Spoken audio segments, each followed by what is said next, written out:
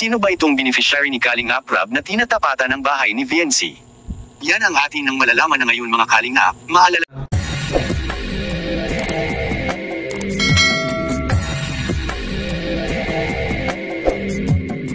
Alright, what's up mga tangay, mga Kalingap, mga idol?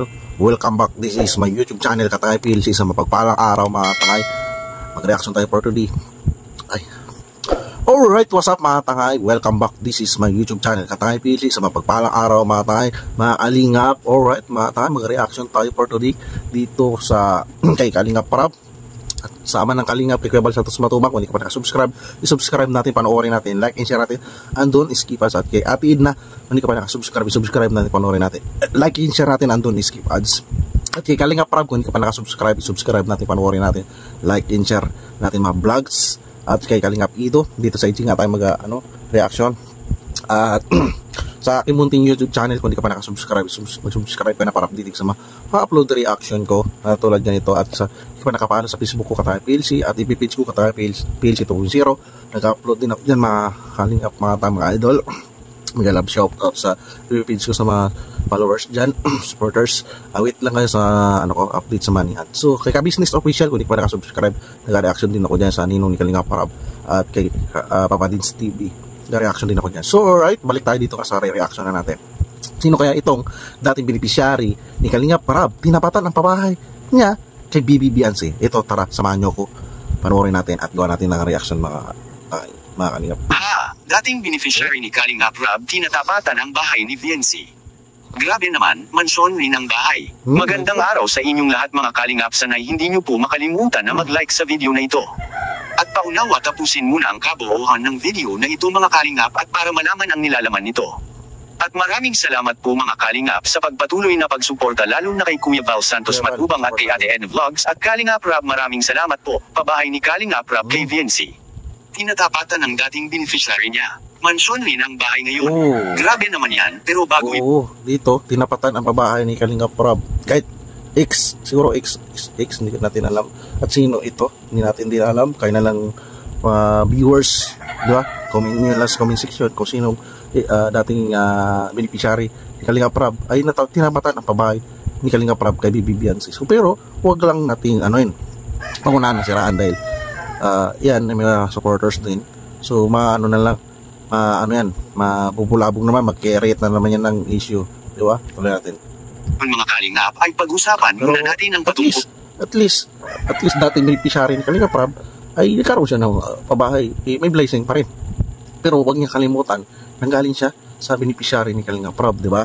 Yan naman para may deserve naman yung iba, na imbis doon sa tumapat sa pabahay ni Kalingap Rab sa dating beneficiary niya, imbis doon makapukusan niya. So, may ibang mga beneficiary pa, si Kalingap Rab, mapupukusan din ni Kalingap Rab. So, ayos naman yan, di ba? Sa mga ginagawa na pabahay ngayon ni Kalingap Rab. Sa panahon kung saan marami pa rin ang naghihirap at walang matatawag na sariling tahanan, isang liwanag sa madilim na daan ang proyekto ng pabahay na pinangungunahan ni Rab. Isa siyang huwarang mamamayan na hindi alintana ang pagod at sakripisyo, basta't makapagbigay lamang ng maayos at pantay-pantay na tirahan para sa kanyang mga benepisyaryo. Sa kanyang proyekto, walang may higit o kulang, lahat ng pabahay ay pare-pareho, simbolo ng pagkakapantay, pantay at pagkakaisa. Hindi kay Rab natatapos ang kabutihang ito. Dahil sa kanyang layuning tunay na taos-puso, maraming tao at organisasyon ang naantig ang puso at nagkusang loob na tumulong. May mga nagbigay ng materyales, may nagalok ng libreng serbisyo, at may mga sponsor na tumulong upang mas mapalawak at mapaganda pa ang bawat tahanang itinayo. Sa halip na magsarili, si Rab ay bukas sa tulong ng iba, sapagkat alam niyang mas marami ang matutulungan kung sama-sama ang pagkilos. Dahil dito, hindi lamang bahay ang naitayo ni Rab. Naitayo rin niya ang pag-asa sa puso ng bawat pamilyang nakatanggap ng pabahay. Sa pamamagitan ng kanyang proyekto, napagtibay ang diwa ng bayanihan at malasakit sa kapwa. Ang kanyang mga benepisyaryo ay hindi lamang basta nabigyan ng tirahan, binigyan sila ng dignidad, seguridad, at panibagong simula. Tunay ng inspirasyon si Rab sa ating lahat.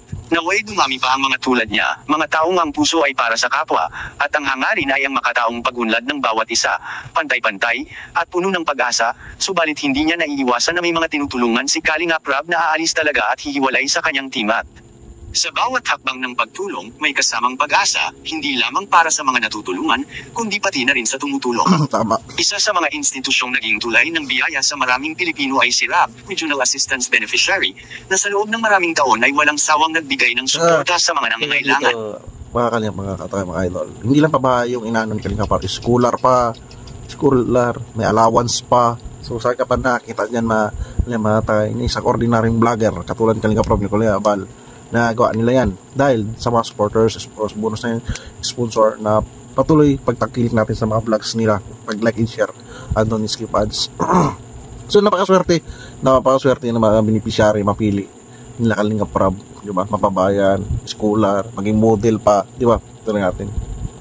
Ngunit sa likod ng kanyang malasakit, may isang katotohanang masakit tanggapin, ang ilang mga benepisyaryo ay umaalis o lumalayo na matapos lamang silang matulungan. Hindi na bago ang ganitong kwento. Marami ang lumalapit kay Rab dala ng pangangailangan, wala silang trabaho, walang makain, o may karamdaman. Tinanggap sila ni Rab ng bukas palad, hindi inisip kung may kapalit o wala. Ngunit kapag sila'y nakabangon na, nagkaroon ng sariling kabuhayan, o gumaan na ang buhay, bigla na lamang silang nawawala. Wala man lang pasasalamat o pagbabalik ng tulong sa iba pang nangangailangan. Ang ganitong pag-uugali ay hindi lamang kawalan ng utang na loob. Isa rin itong salamin ng kakulangan sa malasakit at malasang bayanihan. Sa bawat taong umaalis na tila wala lang, nawawala rin ang diwang sana'y maging inspirasyon sila sa iba.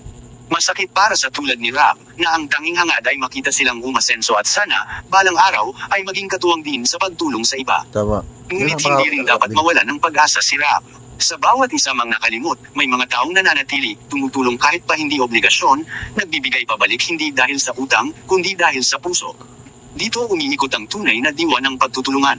Sa huli, ang pagtulong ay hindi dapat sukatin sa kapalit.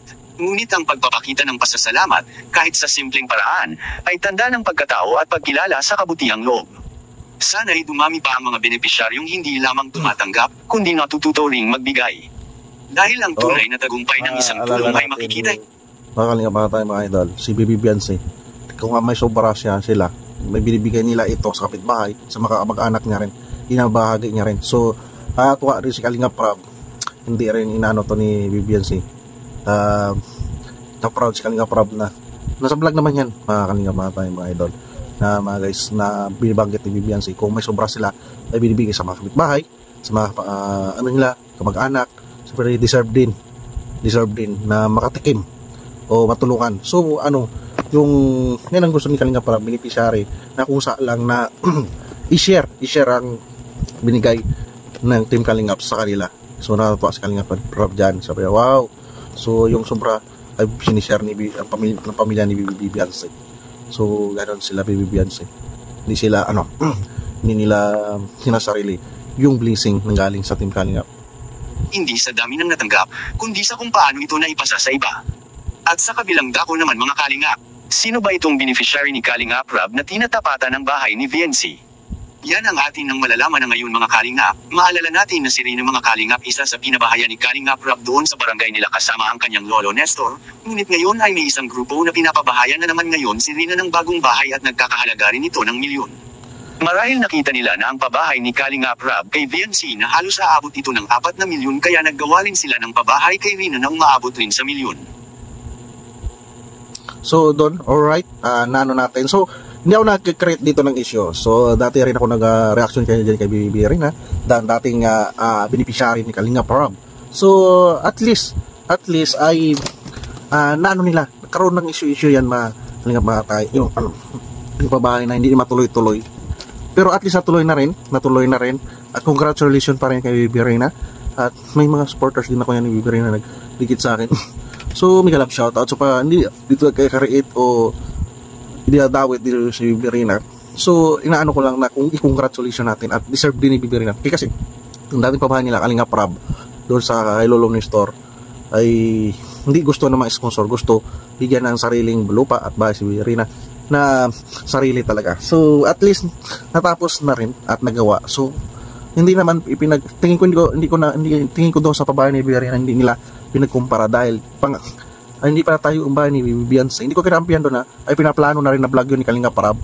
Kaso inaano ni Kalingap Rab na yung sitwasyon, yung kung magustuhan talaga ni Bibi Rina, kasi gusto niya na gusto ni Bibi Rina na may pag ano niya, may kapitbahay siya, may kalaro siya, hindi siya boring, at ang basta komportable, malapit sa school.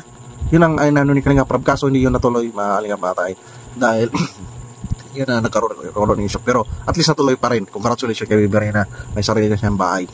So hindi ako nag-create dito ng ng issue para i-ano sila ni Bibian sa bahay, di ba? Kalinga Patay, mga idol. So alright, mga idol, mga Kalingap, yan lang reaction ko. At patuloy pa rin natin supportahan ang naman Kalingap si Kuya Bal Santos Matubang. I-subscribe natin, like and share natin andun na skip ang mga vlogs Kuya Bal, like and share natin ang premier updates, at kay Atina kung hindi ka pa nakasubscribe, i-subscribe natin, panoorin natin, like and share natin andun na skip ads. At kay Kalingap Prab, kung hindi ka pa nakasubscribe, i-subscribe natin para dumami pa, ma-share pa natin para marami pa mga babayan na beneficiary si Kalingap Prab.